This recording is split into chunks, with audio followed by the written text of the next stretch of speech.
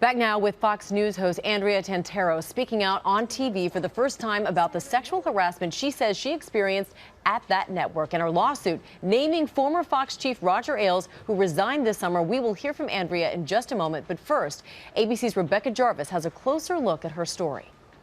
I'm Gretchen Carlson. Gretchen Carlson's sexual harassment lawsuit against Roger Ailes, settled by 20th Century Fox, stunned viewers and rocked the company.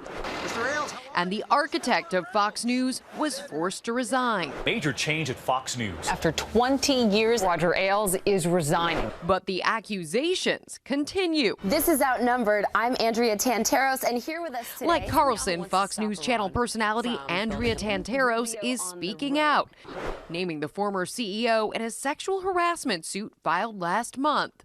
The Republican race for president But unlike Carlson, Tantaros claims the harassment was widespread, alleging Fox News operates like a sex-fueled Playboy Mansion-like cult, steeped in intimidation, indecency, and misogyny. The Fox News commentator also alleging former CEO Roger Ailes would often ask her to twirl and show off her body in his office, and would inappropriately pry about her personal life. In her lawsuit, Tantaros alleges she refused his advances and was consequently demoted, and told by network executives that she needed to let this go, and that Ailes was a very powerful man. Does he feel that they have a right to do this? Fox, however, denies Tantaros' allegations, claiming she's seeking retaliation after her suspension from the channel after a dispute over her book, Tied Up in Knots. Fox filing in the network's first full response to the suit that Tantaros is not a victim. She is an opportunist. For Good Morning America, Rebecca Jarvis, ABC News, New York. Andrea Tantaros and her attorney Judd Bernstein join us now. Welcome and good morning. Thank you. Good morning. So you just heard Fox lawyers calling you there an opportunist. They say that your lawsuit is a retaliation for being suspended over a book you published this year. What do you say to that? Well, I had been complaining about sexual harassment and retaliation, Amy, a year before the scandal even broke out at Fox News Channel. The first to complain. Before Gretchen Carlson. Before Gretchen Carlson.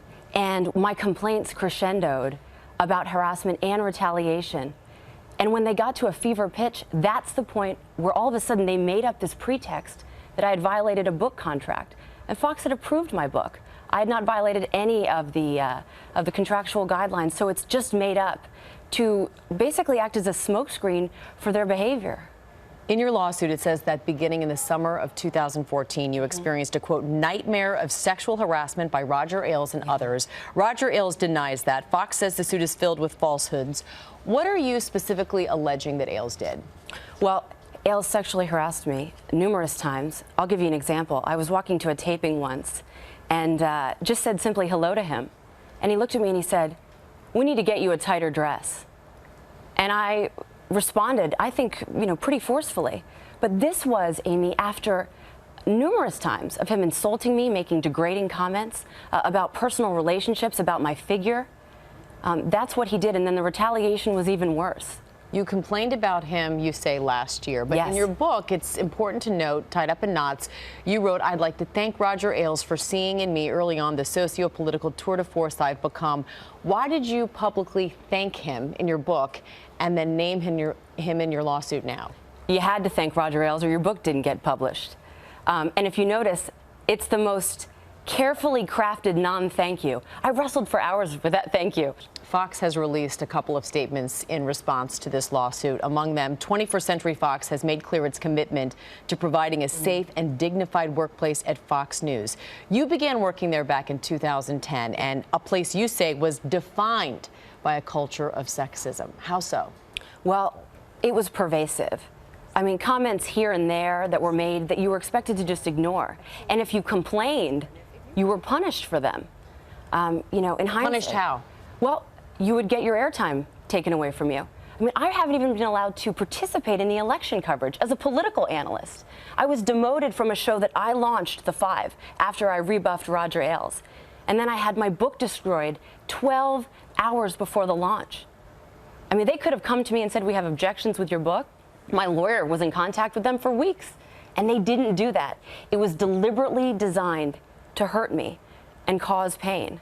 And that's what they did there. Your lawyer says you were already offered a 7-figure deal to settle this lawsuit. Roger Ailes is out. He's gone. So what do you want? Well, first of all, the 7-figure lawsuit would have had me renouncing my sexual harassment complaints, 1. 2, they wanted me to publicly lie basically to the public and say that I violated my book contract, which I didn't do, so I wasn't going to lie. And 3, they wanted to guarantee my internal silence, which was never going to happen. What they don't have is accountability. So what is accountability to you? Well, I think a culture change at Fox News is in order. It's a culture of misogyny and sexism, and if you get vocal about it, if you get loud, they will act punitively. Well, you're getting loud indeed. Andrea Tantaros, thank you for being with us. Thank you, Amy.